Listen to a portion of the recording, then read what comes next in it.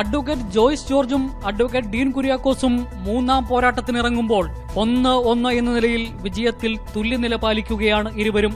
ആദ്യ അംഗത്തിൽ ജോയ്സ് ജോർജിനാണ് വിജയമെങ്കിൽ രണ്ടാം പോരാട്ടത്തിൽ UDF കുത്തക സീറ്റ് ആയിരുന്ന ഇടുക്കി പാർലമെന്റ് മണ്ഡലം തിരിച്ചുപിടിച്ചു ഡീൻ കുര്യാക്കോസ്.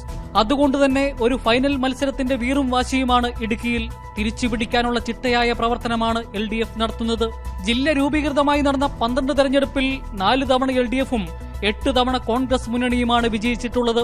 1977 കോൺഗ്രസിലെ CM സ്റ്റീഫൻ വിജയിച്ചപ്പോൾ 1980 ഇടതുപക്ഷത്തിനു വേണ്ടി MM ലോറൻസ് മണ്ഡലം പിടിച്ചെടുത്തു. 1999 2004 അഡ്വക്കേറ്റ് ഫ്രാൻസിസ് ജോർജും 2014 ജോയ്സ് ജോർജും LDF മുന്നണിയിൽ നിന്നും വിജയിച്ചു കയറി. മറ്റു തെരഞ്ഞെടുപ്പുകളിൽ PJ Kurian, Pala KM Mathew, AC Jose, PC Chacko, PT Thomas എന്നിവരും വലതു മുന്നണിയിൽ നിന്ന് വിജയിച്ചു. ഇടുക്കി ജില്ല പൂർണ്ണമായും എറണാകുളത്തെ മൂവാറ്റുപുഴയും കോതമംഗലവും ഉൾപ്പെടുന്ന 7 നിയമസഭാ മണ്ഡലങ്ങളാണ് ഇടുക്കി പാർലമെന്റ് മണ്ഡലത്തിൽ ഉള്ളത്. നിയമസഭാ ഇലക്ഷനിൽ ഇതിൽ 5 LDFിനൊപ്പവും 2 UDFുമാണ്. മലനാടും ഇടനാടും ഉൾപ്പെടുന്ന മണ്ഡലത്തിൽ 90% വോട്ടും ഗ്രാമീണ മേഖലയിലാണ്. സാധാരണ ഇടത്തരം കുടിയേറ്റ കർഷകരും നാണ്യവിള കർഷകരും തോട്ടം തൊഴിലാളികളും തമിഴ് ഭാഷാ ന്യൂനപക്ഷങ്ങളും നിർണായക ശക്തികളാണ് മണ്ഡലത്തിൽ.